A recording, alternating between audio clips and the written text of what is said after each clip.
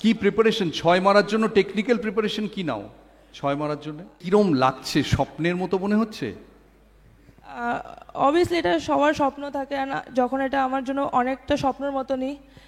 যেভাবে শিলিগুড়িতে আমাকে ওয়েলকাম করেছে আর এখানে যেভাবে সবাই আমাকে ওয়েলকাম করেছে, তো খুব ভালো লাগছে আর স্বপ্নের মতনই এটা লাগছে।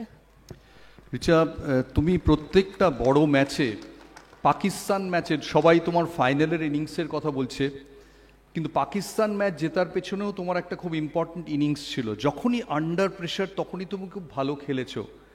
এর জন্য কিভাবে তুমি নিজেকে তৈরি করো? এর জন্য আমি সবসময় যখনই আমি নেটসে ব্যাটিং করি বা ওপেন নেটস করি, ওখানে আমি সবসময় আমার টার্গেট সেট করি কি এই টাইমে কত রান লাগবে, কত বলে। আই থিঙ্ক ওটা আমাকে অনেক হেল্প করে। আই থিঙ্ক ওই প্র্যাকটিস সেশনটা ম্যাচে আমাকে হেল্প করে। তুমি এই যে বড় বড় 6 মারো, তোমাকে এটা কি সত্যি যে ড্রেসিং রুমে তোমায় কেউ কেউ মাহি বলে ডাকে, ছোট মাহি? অবভিয়াসলি ওখানে অনেকে আছে যারা বলে আমাকে, লাইক আমার ফ্রেন্ডসরা যারা আছে সবাই বলে, বাট সবাই ভালোবাসে আমার 6গুলো মারতে, তো আমার আরও ভালো লাগে আরও জোরে মারার। তুমি ইউটিউবে সৌরভের পুরনো ছক্কা দেখেছো? হ্যাঁ দেখেছিলাম, যেটা তুমি বললে সেদিনকে সেটাও। সৌরভের 6 দেখেছো? আরেক একজন বড় ছক্কা মারার জন্য, ঠিক তোমার রোলের জন্য, মহেন্দ্র সিং ধোনি ফিনিশার হিসেবে এত বিখ্যাত। আমার একজন বলছিল, সত্যি কিনা জানি না, যে ধোনির মতো তুমিও নাকি প্রচুর দুধ খাও, এটা কি সত্যি? দুধ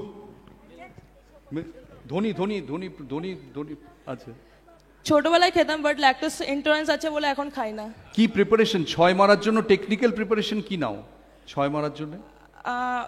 বেশি করে আমি প্র্যাকটিস করি ওই 6 কী করে মারতে হবে, অ্যান্ড প্লাস আমাকে মেনলি বল চুজ করাটা বহুত ইম্পর্ট্যান্ট হয়ে যায়, কেন কি যদি বল ভালো করে চুজ না করি তো ওটা অত জোরে যাবে না, তো আমি বল চুজটা ইম্পর্ট্যান্ট, ওটা বেশি ফোকাস করি।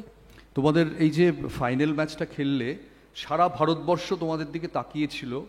এই সময় প্রচুর প্রেশার মোবাইল ফোন থেকে আসে, তোমরা কি করে নিজেদের কুল ঠান্ডা রাখতে কি করে?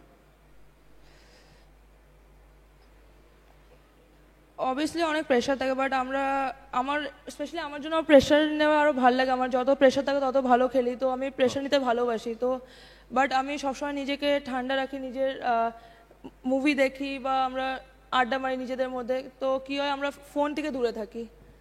জেতার পর ড্রেসিং রুমের মধ্যে কি হলো? অবভিয়াসলি পার্টি হয়েছে, অনেক মজা করেছি আমরা, পুরো নাইট আমরা মজা করেছি।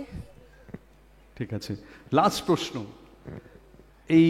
এবার এই আজকের পরে সোনার মেডেলটা, যেটা বাংলায় কারুর কাছে নেই, সেটা কোথায় থাকবে? বাড়িতে থাকবে, লকারে থাকবে, কোথায় থাকবে? বাড়িতে সবচেয়ে সামনে থাকবে। সবচেয়ে সামনে থাকবে। Thank you so much Richa. আরো ভালো ভালো খবর দেখতে সাবস্ক্রাইব করুন বাংলা হান্টের ইউটিউব চ্যানেল। বাংলা হান্টের আরো খবর দেখতে নজর রাখুন। বাংলা খবর মানেই বাংলা হান্ট।